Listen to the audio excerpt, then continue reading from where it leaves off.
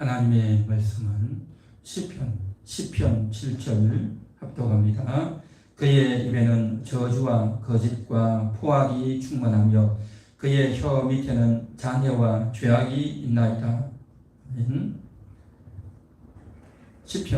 시편에서는 하나님에 대해서 굉장히 안타까운 마음으로 부르짖고 기도하고 있는 그러한 장면들이 나오고 있습니다. 악한 자들에 의해서 굉장히 공격을 받고 또 저들에 의해서 저들이 거짓말을 하고 저들이 하나님을 대적하고 또 저들이 이 시편 기자를 또한 많은 하나님을 믿는 사람들을 대적하고 공격하고 못살게 구는데 하나님 어찌하여 가만히 계십니까? 하나님이 일어나셔서 저들을 다스려야 된다고 하는 그런 간절한 요구가 나와 있습니다. 1절에 보면 여호와여 어찌하여 멀리 서시며 어찌하여 환난 때에 숨으시나이까. 그러니까 하나님께서 가까이 계셔서 도우셔야 되는데 하나님이 멀찍이 있는 것 같고 또 환난 날에 나타나지 않고 숨어 계시는 것 같은 그런 느낌이 든다는 거죠. 그래서 이렇게 표현하면서 어찌하여 멀리 계십니까? 어찌하여 환난 날에 숨으십니까? 라고 하면서 2절에 악한 자가 교만하며 가련한 자를 심히 압박한다. 그랬다는 거죠. 너무나도 가련하다는 거죠. 가난하고 또 잘 모르고 또 여러 가지가 약한데 그런데도 불구하고 오히려 악한 자가 더 지식이 있고 더 부자고 더 힘이 세고 그러면서 그걸 가지고 교만을 떨면서 가련한 자를 심히 압박했다는 거죠. 그래서 이제 자기들이 악한 꾀를 베풀어서 많은 사람들을 속여먹고 덩쳐먹고 저들의 것을 다 빼앗아가는데 하나님이요 자기가 베푼 꾀에 빠지게 하소서라고 하면서 그들이 지금 꾀를 부리고 가련한 자들 다 뺏어 먹으려고 하는데 오히려 자기 꾀에 빠져버리게 해달라고 그렇게 기도하고 있습니다. 3절 악인은 그의 마음의 욕심을 자랑하며 그러니까 자기 마음의 욕심, 자기 욕심대로 악한 꾀를 뿌려서 모든 것들을 다 뺏어가고 가련한 자를 삼키고 자기 마음대로 자기 뜻대로 하려고 하고 교만을 떨면서 못된 짓을 하는데 그래서 자기의 그 악을 가지고 오히려 자랑을 한다는 겁니다. 자랑을 하고 탐욕을 부리는 자는 여호와를 배반하여 멸시하나이다. 여호와께서 이 모든 것들을 다스리시고 여호와께서 율법을 주셔서 그렇게 하면 절대 안 된다라고 말씀하셨는데 여호와의 율법을 무시하고 오히려 그 율법을 주신 하나님을 멸시하는 여호와의 언약을 배반하는 그러한 행동들을 뻔뻔하게 하면서 오히려 자기들이 더 잘 될 것이다, 성공할 거다 라고 하면서 자랑하고 큰소리치고 교만을 떨고 있다 라고 하는 겁니다.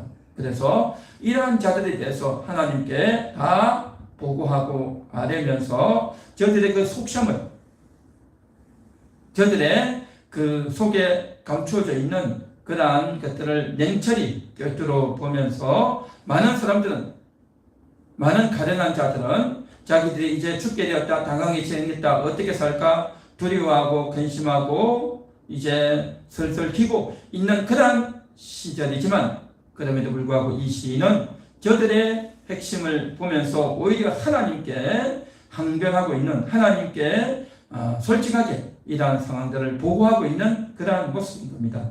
그래서 7절에 보면은 이렇게 말합니다.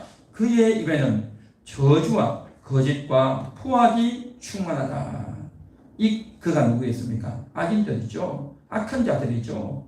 가련한 자들을 무시하고 교만하고 또 자기의 권세와 지식과 부유함을 가지고 자기 마음대로 다 해버리는 그들은 바로 뭐냐? 그 입에 저주가 있다는 겁니다. 저주가 뭡니까? 상대방을 한마디로 말해서 무시하고 멸망하고 욕하고 너는 안 될 거다. 네가 잘하는 게 뭐냐? 하면서 상대방에 대해서 온갖 좋지 못한 비난과 또 상대방을 공격하고 무시하고 짓밟는 그 말이죠. 말로 그렇게 하는 이 모든 것들이 저주죠. 그리고 거짓. 그러니까 지금 현재 일어난 그 상황을 거짓으로 말한단 말이죠. 거짓. 그래서 온갖 거짓된 사상과 근거와 이유를 대면서 이제 말을 하는 겁니다. 실이 없어요. 다 거짓인 겁니다. 한두 마디 진실이 있을 줄 몰라도 결국 자기의 거짓말을 합법화시키기 위한 그러한 진실을 말하죠. 그래서 결국 그들의 목적이 거짓이다. 그리고 상대방을 저주하는 말을 한다. 그리고 포악, 말로만 저주하는 것이 아니라 행동으로도 상대방을 때리고 빼앗고 훔치고 상대방을 이제 육신을 이제 그렇게 못살게 구는 이 포악한 것들, 저주와 거짓과 포악이 충만하다. 그의 혀 밑에는 잔해와 죄악이 있나이다. 그러니까 말로만 속이고 말로만 그렇게 겁을 주는 것이 아니라 아주 그 말은 행동을 위한 말이었고 결국 그 말을 하고 난 이후에 상대방을 아주 잔해와 아주 무시하는 그 행동까지도 서슴지 않는 그런 자들이다 라고 하면서 오늘 시편 7절에서 이렇게 이야기하고 있다는 것입니다. 이것은 구약 시대 당시에만 있었던 사건이 아니고 모든 시대, 모든 나라에서 나타나는 모든 악인들에게서 나타나는 그러한 일들이다라는 거죠. 겉으로는 참으로 잘생겼고 겉으로는 똑똑하고 겉으로는 자상하고 겉으로는 많은 사람들에게 희망을 줄 것 같고 겉으로는 정말 이 시대에 우리나라의 우리 민족의 정말 위대한 일꾼이다 라고 그렇게 여겨지지만 그러나 실상은 거짓된 자다, 악한 자다 라고 하는 그것을 성경에서 오늘 여기서 또 언급을 해주고 있다는 것입니다. 우리가 살아가는 이 대한민국, 바로 하나님께서 세워주신 나라, 이 자유의 기치하에서 세워주신 이 나라, 이 나라를 이제 세워주셨고 또 경제적으로도 부강하게 하셨고 그리고 나서 오늘날까지 한 70여 년 이상 이렇게 흘러온 나라인데 이 나라를, 이 아름다운 나라, 이 자유의 나라, 이 부강한 경제를 건설한 또한 정말 이 나라를 엿보고 이 나라를 훔치려고 하는 그러한 자들이 지금 끊임없이 죽지도 않고 계속 연속되어져서 이 나라를 집어삼키려고 하는 그런 세력들이 있다는 겁니다. 이것은 한두 명이 자기가 먹고 살기 힘드니까, 자기가 너무 억울하니까, 자기가 누구에게 충격적인 사건을 당했으니까 내가 누구에게 보복하겠다, 내가 돈을 좀 많이 훔쳐야 되겠다 라고 하는 개인 한 몇 명의 그러한 것이 아니라 이것은요 아주 조직적이고 체계적이고 끊임없이 많은 사람들에게 회자되면서 많은 사람들을 선동하고 이끌어가는 그러한 무서운 사상이다라는 것입니다. 자, 그러한 무서운 사상 중에 하나가 바로 주사파라고 하는 세력이 있다는 겁니다. 주사파.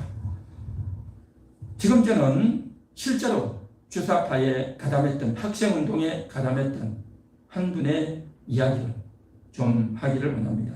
이분은 82학번, 그러니까 1963년생입니다.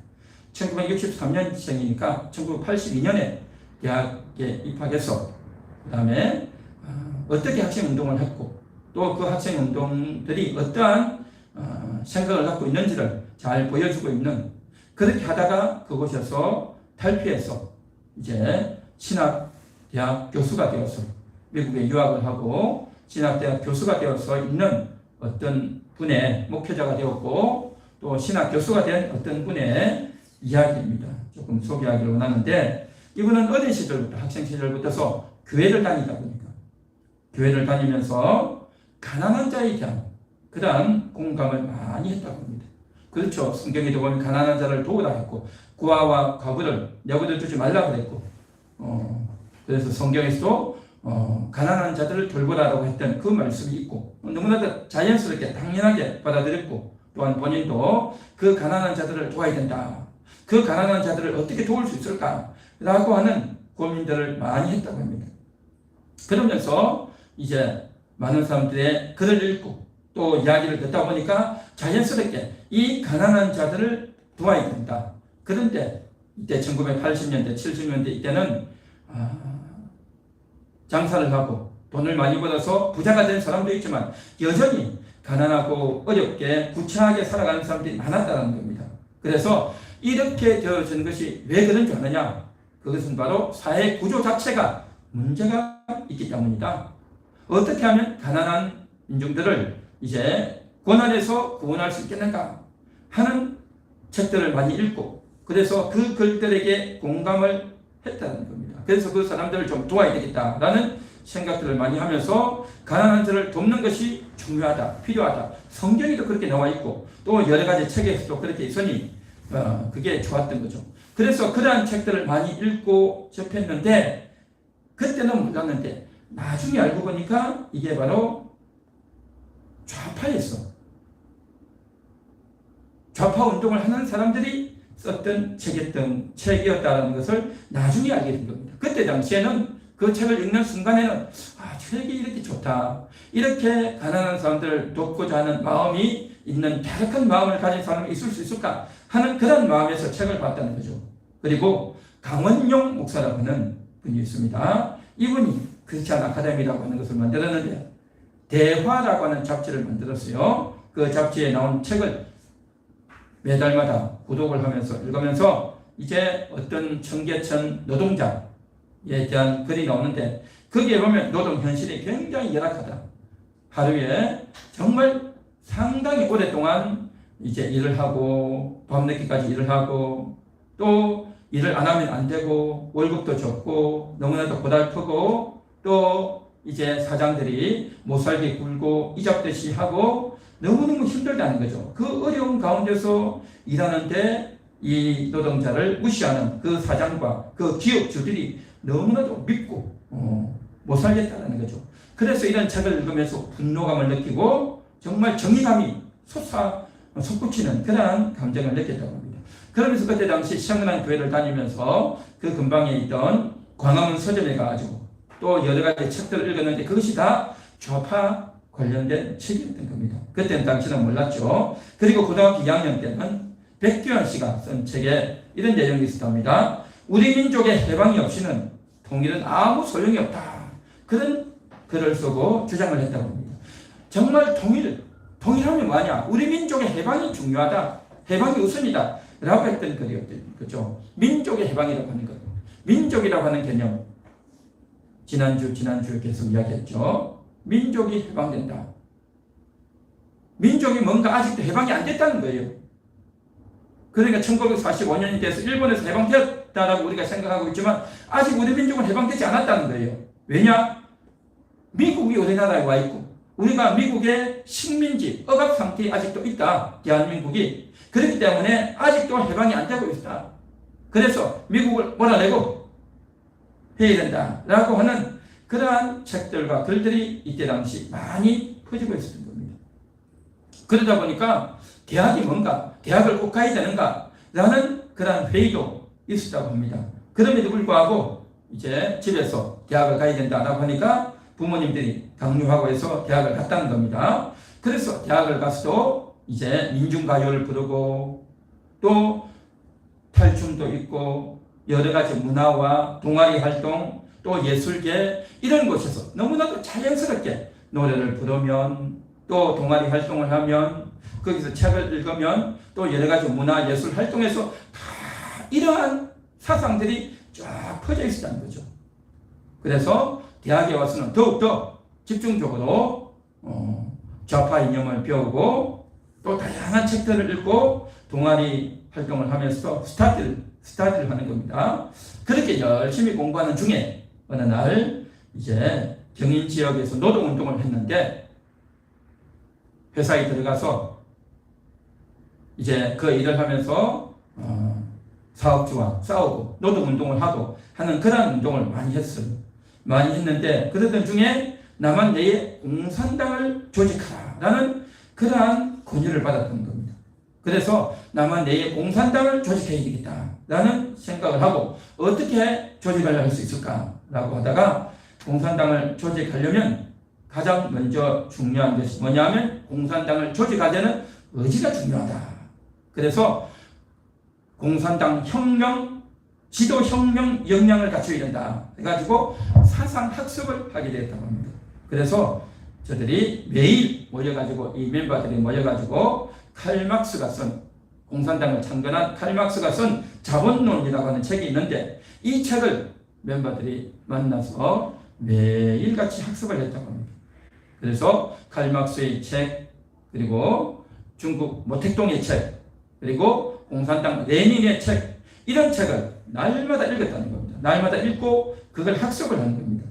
그래서 날마다 그걸 자기 혼자 읽고 혼자 개인적으로 스터디를 하고 또 같이 모여서 스터디를 하고 그런 일들을 계속했다는 겁니다. 그리고 뿐만 아니라 이제 어느 정도 기본 공부를 한 몇 달 하고 나서 그 다음에는 뭘 하냐면 아침마다 신문을 펴놓고 그날 나온 신문을 펴놓고 그 신문을 가지고 앞으로 우리는 어떤 일이 대한민국에서 일어나고 있고 어떤 사건이 일어나고 있으므로 우리는 투쟁을 어떻게 해야 될 것이다. 그걸 분석하고 토론을 했다는 겁니다. 그래야 우리가 혁명가가 될 수 있다. 그렇게 생각을 했다는 거죠. 뿐만 아니고 이때 당시에는 그러한 공산 활동을 하는 자들이 이제 안기부에서 체포를 해봤어요. 그래서 이제 우리가 잡혀가면 이 모든 조직들이 다 탄로가 난다. 그렇기 때문에 보안을 유지해야 된다. 그래서 우리는 기밀 유지에 철저해야 된다. 그래야 우리 조직이 붕괴되지 않고 우리 조직이 끝까지 살아남는다. 해가지고 저들은 이제 서로 공부를 하면서 자기의 실명을 밝히지 않고 가명을 쓰기 시작했다는 겁니다. 대충 자신의 가명을 하나 해가지고 상대방에게 나의 가명을 이야기하는 겁니다. 그러니까 서로가 다 가명을 쓰는 거예요. 그리고 서로끼리 같이 모여서 공부를 하고 차를 마시고 해도 상대방에 대해서 이름이 뭐냐, 가족이 어떻게 되느냐, 고향이 어디냐, 절대 그런 것들을 묻지 않는다는 겁니다. 서로 묻지도 않고 물어보지도 않고 그것이 상식이 되어 있다라는 겁니다. 그래서 철저하게 얼굴은 보지만 상대방의 이름도 모르고 그 사람이 대해서 어떤 사람인지 전혀 알지를 못하는 가운데 공부를 하는 거예요. 그래야 혹시 누구 한 명이라도 잡혀가면 한 명만 잡히고 만단 말이죠. 그런데 상대방을 서로 알면 내 친구가 누구고 내 위에 누가 있고 알면 어떻게 됩니까? 다 잡혀가는 거죠. 그렇기 때문에 아예 몰라야 잡혀가도 고문을 해도 말을 안 하게 된다는 거죠. 그래서 정조직화를 하려고 이렇게 철저히 훈련을 했다는 겁니다. 그래서 공산당에 대한 책을 가지고 공부하고 매일 또 신문을 가지고 이제 이론하고 적용하면서 분석하고 그런 일들을 쭉 했다는 겁니다. 그러면서 그렇게 공부를 한 몇 년 하고 나니까 이 나라의 인간의 역사와 정치와 경제와 문화가 싹 정리가 됐다는 거죠. 여태까지 중고등학교 때 배우고 또 대학에서 배웠던 이러한 여러 가지 이론이 있지만 그것을 이제는 공산주의의 관점에서 쫙 통합을 해서 바라보고 공산주의 관점에서 이 세상에 돌아가는 것들을 재해석을 했다는 겁니다. 그러다 보니까 공산주의 관점에서 이걸 모든 것들을 바라보니까 이제 자기가 높은 산 위에 뚝뚝 서서 모든 것들을 아래로 다 내려다보는 것 같은 그런 기분이 들었다는 거예요. 그래서 세상의 모든 것들을 다 조망하고 판단하고 또 새롭게 해석하고 하는 이러한 기쁨이 정말 넘쳤다는 거예요. 그래서 세상의 모든 것을 다 가진 것 같은 새로운 진리를 깨닫는 것 같은 그러한 기분이 들고 큰 자신감이 생겼다는 거예요. 그래서 직업적 혁명가가 이제는 나는 될 수가 있다 해서 그 혁명가가 됐다는 그 자부심과 혁명가로서의 큰 자산을 이제 전수받는 것 같은 그러한 분위기와 기분에 빠져들었다는 거죠. 그래서 이때 당시 이들은 인류의 역사에 대해서 어떻게 생각했냐면 보통 역사하면 어떻습니까? 이제 각 나라마다 역사가 있고 또 여러 가지 철학자들이 주장하고 또 여러 가지 사상에 의해서 보지만 이 공산주의 관점에서 역사는 어떻게 바라보냐면 바로 최초는 온 세계는 원시 공산사회다라는 거죠. 그러니까 온 사람들이 다 함께 모여서 같이 사냥하고 같이 음식을 가져오면 같이 골고루 나눠 먹었다는 거예요. 이게 바로 원시 공산사회라는 겁니다. 그렇게 살다가 이제 사회가 어떻게 되어졌냐면 이 사람들이 많아져 보니까 인구가 많아지다 보니까 각 곳으로 흩어졌다는 거죠. 각 곳으로 흩어지다 보니까 힘센 약한 자를 이제 부려먹고 이를 부려먹고 그 사람들이 사냥을 하면 그것을 뺏어먹는 거예요. 그래서 고대 노예 사회가 형성됐다는 거죠.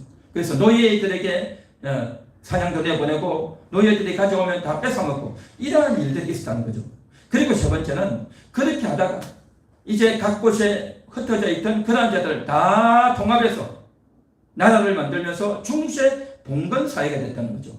그래서 더 사람이 많아지고 나라가 막 이제 인구가 많아지다 보니까 왕이 생기고 왕 밑에 이제 여러 가지 귀족들이 생기고 그 귀족 밑에 기사들이 생기고 그리고 그 밑에 노동자 농민이 생겨서 이제 점조적으로 돼가지고 삼각형으로 돼가지고 위에 꼭대기가 하나 있고 밑으로 차츰차츰 세력이 내려오면서 중세 봉건 사회가 생겼지만 결국 맨 위에 있는 왕이 모든 것을 차지하는 그러한 사회가 중세 봉건 사회라는 겁니다. 그렇게 중세 봉건 사회가 오고 나서 그 다음에 뭐가 됐냐? 자본주의 사회가 됐다는 거죠. 그래서 자본주의가 돼가지고 기술 문명이 생기고 공장이 가동하고 했지만 생활에 편리하고 또 많은 것들을 누렸지만 결국 모든 것들은 자본가가 모든 것들은 지주가 모든 것들은 가진 자들이 부자들이 지식층들이 다 뺏어먹었다는 거죠. 그래서 자본을 가진 자가 다 뺏어먹고 그 다음에 노동자들은 또 공장에서 일하는 사람들은 죽도록 고생만 하고 일하고 쥐꼬리만한 월급 받고 그렇게 사람들을 못 살게 군다는 거죠. 이게 바로 자본주의 사회라는 거죠. 그래서 이런 자본주의 사회는 반드시 망한다. 그리고 나서 이제는 공산주의 사회가 오게 된다. 그 공산주의 사회가 오면 모든 사람들이 다 똑같이 나눠 먹는 잘 사는 자도 못 사는 자도 없고 모든 사람들이 다 합심해서 일을 하고 네 것 내 것 없이 다 똑같이 나눠 먹는 그러한 공산주의 사회가 온다. 이 사회야말로 가장 아름다운 사회고 또 우리 모두가 지향해야 될 그래야 우리가 가장 행복한 사회가 될 것이다 라고 하는 것이 공산주의 이론 아닙니까?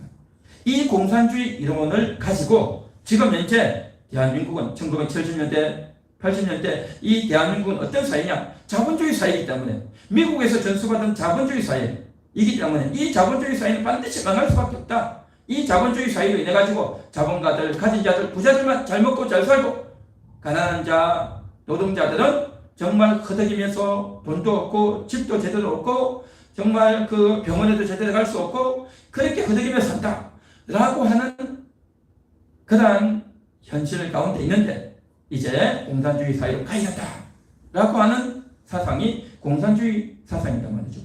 그래서 이러한 사회를 위해서는 지금 현재 나라를 다스리는 국회의원, 대통령 이런 사람들이 저들이 딱 버티고 있기 때문에 나라가 절대 바뀌지 않는다. 그래서 이 나라가 혁명이 일어나야 된다. 공산주의 혁명이 러시아에서 일어나서 공산주의가 되고 또 중국이 공산주의가 되고 북한이 공산주의 됐듯이 이 대한민국도 그런 공산주의가 되게 된다 라고 하면서 이제 생각이 바뀌게 된 겁니다. 이것을 위해서는 혁명을 해야 된다. 뒤집어 엎어야 된다 라고 하는 것으로 바라보고 모든 역사와 정치와 경제와 문화와 이 모든 것들 다 그런 관점에서 생각을 하고 바라본단 말이죠. 그래서 그 공부를 철저히 한 사람들은 몇 년을 하고 스타디를 한 사람들은 그 정치적으로 완전히 개조가 되어버린 거예요. 그렇게 완전히 개조가 되어버리면서 모든 사회를, 과학을, 인생을 또 사건들을, 뉴스들을 그런 보는 관점들이 쫙 갖춰졌단 말이죠. 그러다 보니까 굉장히 강력한 그러니까 종교적 진리와 유사해지는 그러한 단체가 되어버린 겁니다. 그래서 기독교의 개종보다 훨씬 더 강력해졌단 말이죠. 우리가 처음에 교회를 와서 하나님 말씀을 듣고 그 영혼이 예수를 영접하고 하나님을 경외하는 그런 사람으로 거듭나서 은혜 받았는데 이제 교회에서는 그래서 그렇게 거듭나서 은혜 받고 날마다 깨끗해지고 날마다 새로워지는 영적인 면만 강조했지 이 세상을 어떻게 볼 것인가에 대한 세계관에 대한 언급은 교회에서 거의 교육이 없든지 또한 그러한 교육이 너무나도 미약한 상태가 기독교다 말이죠. 그러다 보니까 이제 학생운동을 하고 공산당에서 공부를 한 이 사람들은 이 공산주의 관점이, 공산주의 이념이 속에 완전히 들어가고, 그리고 나서 세계관으로 완전히 답습을 하게 되니 강력한 힘이 나오는 거예요. 그래서 마치 사이비 종교에 빠진 것 같은 그런 기분에, 그런 착각에 들 정도에 있다는 거죠. 이분이 지금 그렇지 않네요. 어릴 때부터 교회를 다니고 신앙생활을 했던 사람인데도 불구하고 좌파적인 책을 읽고 대학에서 훈련을 받다 보니까 이게 너무 좋아가지고 이런 세상이 와야 된다 라고 하는 생각이 탁 들었다는 거죠. 그래서 이 사상에 왜 사람들이 많이 이끌려가고 현혹이 되는가를 우리가 일단은 이해를 좀 해야 될 필요가 있고요. 그래서 어느 날 칼막스의 책을 읽고 자본론을 읽고 공부를 하던 중에 이해가 안 되고 도무지 설명이 안 되는 것이 있었어요. 그런데 어느 날 꿈을 꿨는데 막스가 딱 나타나가지고 그걸 이야기를 해주더래요. 설명을 해주더래요. 그래서 막스가 나타나서 꿈에 나타나서 이야기를 해주더라 라는 이야기를 하니까 모든 학생들이 박수를 치면서 정말 환영을 했다는 거예요. 그러면서 이제 나는 공산당 혁명을 위해서 내 목숨까지도 기꺼이 내놓겠다. 내가 이 공산당 혁명을 하다가 죽어도 좋다. 그런 결심을 하고 그런 기분이 들었다는 거죠. 그 정도로 사람의 정신을, 사람의 마음을 확 잡아놓는 것이 바로 뭐냐? 이 주사파, 공산주의 혁명 노선이다 라는 겁니다. 정말 그랬다는 거죠. 처음에는 아까도 이야기했듯이 그냥 가난한 자를 어떻게 도울까, 개인적으로 아무리 노력하고 열심히 애를 쓴다고 해서 되지도 않고 구조적인 문제고, 또 나라가 완전히 혁명을 해서 뒤집지 않으면 안 된다 라고 하는 생각을 했다는 겁니다. 그런데 이게 가능하겠냐는 거죠. 그런데 저희들이 논의를 하면서 이런 어려움에 봉착을 했어요. 그런데 이 나라 혁명을 해야 되는데 혁명이 뭐냐? 혁명을 하려면 반드시 무장으로 투쟁해야 된다는 거죠. 말로 데모한다고 해서 되지 않는다는 거죠. 데모해봤자 80년대 광주 5.18 운동을 했지만 결국 군대가 들어오면 다 진압된다는 거죠. 정규군이 들어오면 아무리 데모를 해도 소용이 없다는 거죠. 우리도 무기를 가지고 무장을 해야 되는데 우리 무기를 가질 수 있느냐? 무장할 수 없다는 거죠. 그러면 이거 어떻게 해야 되느냐? 아무리 혁명을 한다고 하지만 말도 안 되는 건 아니냐? 라고 해서 딱 나오는 생각이, 그 중에 한 명이 이제 어디 가서 훈련을 받고 있는데 그 사람이 알고 보니까 주사파였다는 거죠. 그래서 그의 주장이 뭐냐? 우리는 북조선과 긴밀히 협력해야 된다. 그 주장을 했다는 겁니다. 그래서 처음에는 아니 북한과 연결이 된다고? 말도 안 돼 라고 했지만 그 북조선에서 무기와 북조선에서 자금을 떼어주지 않으면 우리는 할 수 없다 하는 것에 봉착했고, 그 주장을 누구도 무시할 수가 없었다는 겁니다. 결국 그렇게 해서 87년에 민주화운동이 일어났죠. 그 민주화운동에 의해서 어떻게 됐습니까? 대통령 선거를 전에는 통일주체 국민회의에서 하다가 이제는 대통령 선거를 국민이 직접 뽑는 선거로 바뀌었잖아요. 그래서 우리는 그때 민주화운동을 통해서 했다고 했지만 사실은 이때 운동에 가담했던 여러 사람들, 그곳에 가담했다가 그곳을 탈퇴하고 나온, 전향하고 나온 믿음의 기독교인들의 고백이라면 뭐냐? 그냥 학생운동이 아니라 주사파들이 철저하게 공산당을 공부하고 또 북한을 신봉하고자 하는 그 주체 사상파들이 북한과 연계돼서 나온 운동이라고 한결같이 그것을 주장하고 있습니다. 그래서 이것은 틀림없는 거라는 거죠. 그래서 우리나라 대한민국 중요한 순간순간마다 나왔던 그러한 운동과 사건 뒤에는 바로 주사파의 세력이 있었다는 겁니다. 그래서 저들이 공부하면서 주사파 운동을 하면서 저들의 마인드는 뭐냐? 나의 조국은 북조선이라는 거예요. 북조선 인민민주주의 공화국이 나의 조국이다. 그렇게 저들은 고백했다는 거죠. 주창했다는 거죠.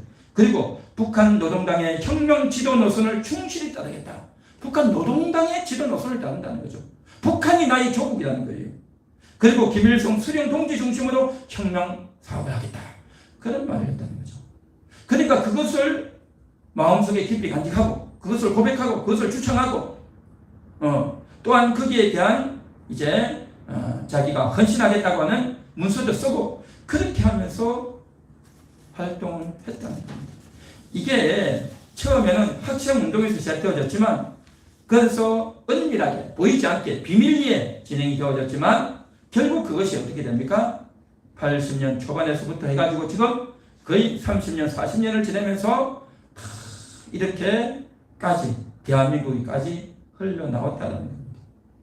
그래서 그러한 사상의 운동에 의해서 반미 운동하고 반독재 운동하는 겁니다. 반미가 뭡니까? 미국을 몰아내야 된다. 미국을 몰아내고 우리는 자주해야 된다. 자주화해야 된다. 여태까지는 자주하지 못하고 스스로 서지 못하고 스스로 주권 행사를 하지 못하고 미국이 시키는 대로 했다. 이제는 미국을 몰아내고 자주해야 된다. 그리고 반독재, 박정희, 전두환, 노태우 반독재 해야 된다. 그래서 민주화 투쟁해야 된다 라고 주장했죠. 그리고 우리는 민족 통일이 돼야 된다. 민족 통일 투쟁해야 된다 라고 하면서 3대 투쟁 과제를 내세우고 그렇게 주장하고 했던 겁니다. 그래서 87년에 그렇게 투쟁했죠. 그렇게 투쟁을 하는 어간에 그 투쟁을 할 때 각 대학에서 이렇게 데모를 했죠. 그런데 그 대학을 데모를 주도했던 자들이 누구냐? 그 각 대학의 총학생회입니다. 그 총학생회를 이끄는 총학생회 임원과 주도 세력들이 누구냐? 바로 이들이 주사파 교육을 받은 사람이었다는 겁니다. 주사파 교육을 받은 자들. 그렇게 해서 저들이 주동이 돼서 훈련을 하다가 운동을 하다가 바로 이한열이라고 하는 학생이 체류탄을 맞아서 부상을 당했어요. 그래서 중태에 빠졌습니다. 이 사건을 계기로 해서 이제 각 서울에 있는 대학생들이 총학생회를 통해서 이제 전달해서 저들이 다 모이는 겁니다. 명동성당에서 모였던 거죠. 명동성당에 모여서 막 투쟁을 하고 데모를 하고 난리가 났었죠. 그랬는데 이 일에 있어서 다 북한에서 온 연락선을 통해서 어디로 모여라, 언제 모여라, 투쟁군은 뭐로 해라 다 지시가 있었다는 거예요. 그 지시에 의해서 이것들이 다 이루어졌다는 겁니다. 그래서 독재 타도, 군부 독재 지원하는 미국놈 몰아내자, 혹은 철폐 하면서 그러한 구호를 내세우면서 했다는 거죠. 이게 다 뭡니까? 지시를 받아서 했던 거죠. 그래서 한마디로 말하면 이제 여러 가지 국내에 여러 가지 사건이 생기면 그 모든 사람들이 분노할 만한 부글부글 끓을 만한 그런 사건이 생기면 그래서 일반인들이 부글부글 끓으면 그 끓는 분위기를 잽싸게 체크를 해서 뒤에서 기름 붓는 역할을 이 운동권 세력이 했던 겁니다. 그러니까 아무 일도 없는데 갑자기 어떤 일을 만들어서 하는 것이 아니라 어떤 일이 생기면 그것을 가지고 예리하게 분석하고 판단해서 확 몰아치는 그러한 기술에 굉장히 능한 자들이 이 주사파 세력들입니다. 그래서 사람들이 부글부글 끓으면 거기서 기름 붓는 역할도 하고 한 걸음 더 나가서 이제 어떻게 선전선동을 해야 될지를 알고 지시하고 언론에 흘리고 또 사람들의 마음을 이제 헤집고 저럴 수 있느냐, 나라가 이럴 수 있느냐, 대통령이 저럴 수 있느냐 하는 것들로 완전히 몰아간단 말이죠. 이러한 일들이 벌어졌던 겁니다. 그러니까 겉으로 볼 때는 일반인들이 분노하고 분개하고 뉴스에 나오고 하는 것 같지만 사실은 그렇게 할 수 있도록 그 핵심, 그 에너지를 공격해서 기술적으로 이렇게 사람들을 선동하는데 주사파가 굉장한 역할을 하고 그러한데 굉장히 머리가 잘 들어가고 똑똑한 자들이 이들의 세력이었다는 겁니다. 그래서 이 주사파 운동에서 탈피했던 또 한 분이 있는데요. 그분이 바로 김문수 씨죠. 김문수. 그가 이제 노동권 운동에서 열심히 활동을 하다가 나중에 그 과오를 깨닫죠. 그래서 결국 공산주의를 했던 소련이 망하고 그리고 공산주의의 국가에 있던 동독도 망하고 그러면서 동서력이 통합됐죠. 그러면서 깨달았답니다. 뭘 깨달았느냐? 공산주의 사회주의에서는 서로 우리는 평등하게 산다.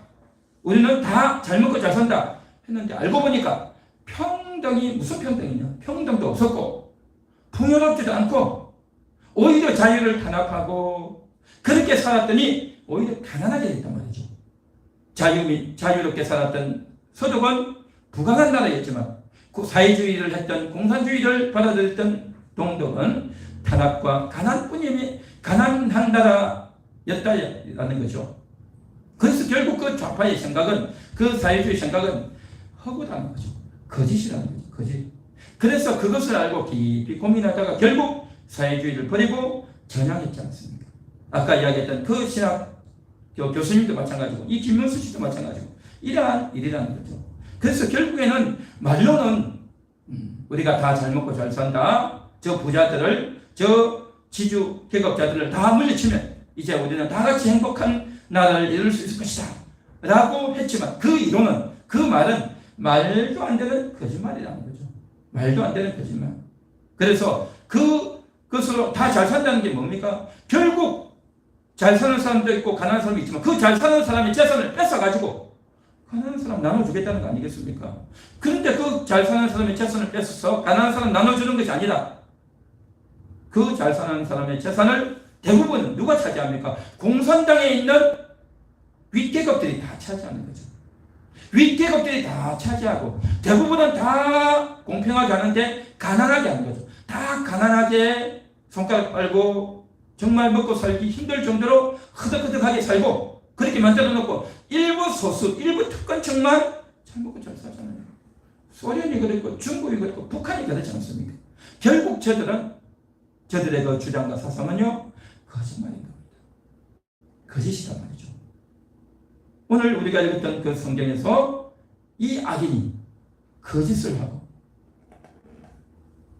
속이고 그 입에 저주와 거짓과 포악이 충만하단 말이죠. 그래서 나라를 말아먹고 나라를 짓밟고 북한을 차지한 저들이 이제 대한민국까지 넘보는 저주하고 온갖 욕설을 하고 온갖 못된 말을 다 하지 않습니까? 그리고 저들이 하는 말 자체가 다 거짓말 아닙니까? 거짓말. 그리고 포악하죠. 행동이, 그 눈매가, 그 머리를 가지고 어떻게 하면 남을 속여 먹을까, 남을 이겨 먹을까, 그러한 데만 신경을 쓰지 않습니까? 그래서 이러한 것으로 인해서 나라를 집어삼키는데 그냥 나라를 집어삼키는 것만이 아니라 이 대한민국에는 바로 교회가 있고 하나님의 백성들이 있다는 겁니다. 이 교회와 하나님의 백성들, 이들은 정말 육신적으로는 이 대한민국에 소속되어져서 이 대한민국 내에서 살아가며 각자의 생업에 종사하면서 교회 생활을 하고 또 기독교인으로서 살아가는, 그래서 나라에 포함된 그러한 자들이지만 그러나 영적으로 보면 하나님이 함께하는, 하나님의 관심이 있는, 하나님의 눈길이 있는 그러한 단체가 바로 교회입니다. 교회는 하나님의 백성들이고 이 땅에서 양육과 훈련을 받아서 하나님과 동행하며 이웃에게 빛과 소금의 역할을 하고 복음을 전개해서 정말 이 사회를 이겨야 될, 영적으로 이기고 전투해야 될 그러한 사명이 있는 단체가 바로 교회란 말이죠. 결국 이 대한민국의 자유를, 이 대한민국에 부강한 모든 것들을 다 집어삼키고자 하는 그들의 최종 목적은 뭐냐? 교회인 겁니다. 교회. 이 교회를 지키고 보존하기 위해서는 이 대한민국 육신의 나라가 보존되어져야 돼요. 이 육신의 나라가 보존되지 않으면 교회가 보존될 수 없고 결국 교회가 보존되지 못하면 다 넘어간단 말이죠. 그래서 정말 이 사상의 가장 핵심에 있는 것이 북한의 세력이고 그 북한의 세력이 남한에 영향을 미쳐서 이 남한 내에서 주사파 세력들이 주사파의 사상을 가지고 공산주의 사상으로 무장되어져서 저들이 똘똘 뭉쳐서 학생운동을 했고 지금도 여전히 지금 청와대에 들어가서 얼마나 많은 사람들이 청와대에 들어가서 그 사상으로 무장되었던 그 사상으로 선동하고 싸우고 사람들을 용해먹고 조직을 만들고 하는 것에 굉장한 명수인 겁니다.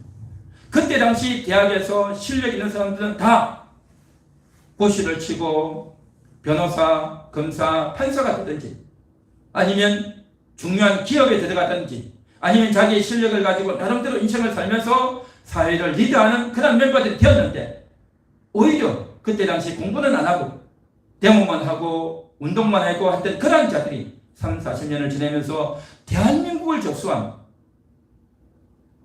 개인적으로 똑똑했던 그런 자들은 다 뿔빛 흩어져서 개별적으로 삶을 살아간다고 한다면 이들은요 하나예요. 한 통속이다 말이죠. 같이 모이고 같이 하나가 되어져서 대한민국을 집어삼키는, 그래서 이 대한민국을 북한에 갖다 바치려고 하는 그러한 행동들을 얼마나 많이 하고 있냐 말이죠.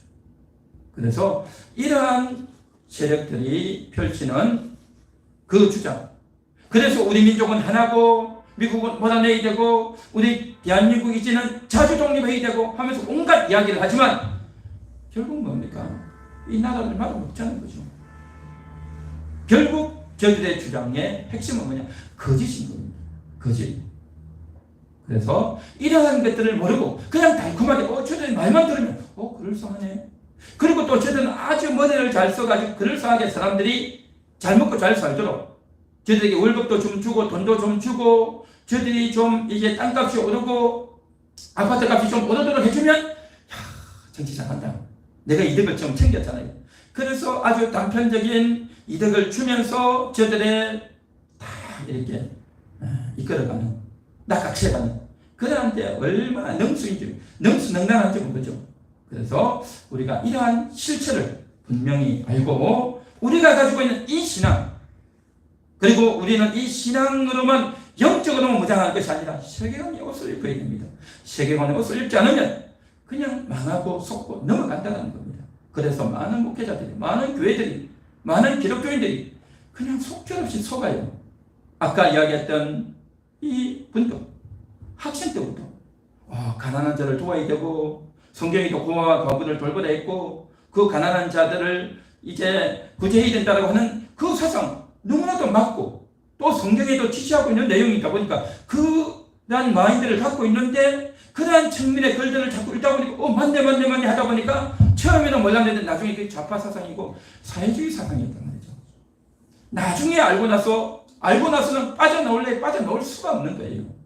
그래서 심히 안타까운 지경 가운데 가게 되는데 우리가 늦게나마 지금이라도 우리가 이것을 확인하면서 우리가 가지고 있는 신앙의 세계관을 옷을 입어야 되고 또한 이러한 것들이 이미도 이제는 다 밝혀져 있는, 옛날에 30년, 40년 전에는 밝혀지지도 않았어요.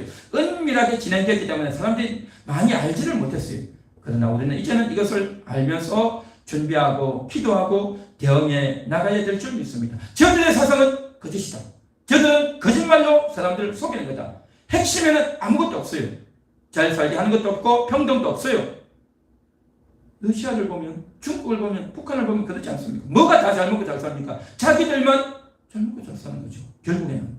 그래서 정말 모든 사람들이 능력껏, 모든 사람들이 이제 살 수 있도록 하는 것이 자유를 허용하는 나라에서 이것이 가능했다는 것을 우리가 알게 되어지고, 그렇다고 해서 자유민주주의만 다 잘하는 거냐? 그렇진 않지만, 다음에 또 설명을 하겠지만, 어쨌든 우리는 정말 이러한 거짓을 대해서 하나님께 기도하는 이 마음, 오늘 시편에 여호와여 어찌하여 멀리 서시며 어찌하여 환난 때에 숨으시나이까? 참 하나님이 돕지 않는 것 같고 환난 때에 하나님이 역사하지 않는 것 같은 그러한 기분과 안타까움에서 이렇게 구구절절히 기도하고 있습니다.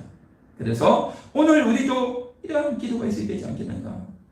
오늘 우리도 이러한 기도를 하면서 정말 분명한 사상으로 무장되어져서, 그래서 진정한 도움이 뭔가, 그 진정한 도움은 그들의 영혼을 위한 기도요, 그들의 영혼을 구원하기 위한 구제와 지원이 되어져야 된단 말이죠. 그러나 저들의 도움은 뭡니까? 사람의 영혼 구원이 아니라 사회주의 사상이고 거짓으로 저들을 이제 몰아가기 위한 그러한 시도다, 악한 시도다, 사악한 시도다 라는 것을 우리는 잘 알게 되는 줄 믿습니다. 오늘 이 시간 말씀을 생각하면서 함께 기도하겠습니다. 하나님 감사합니다.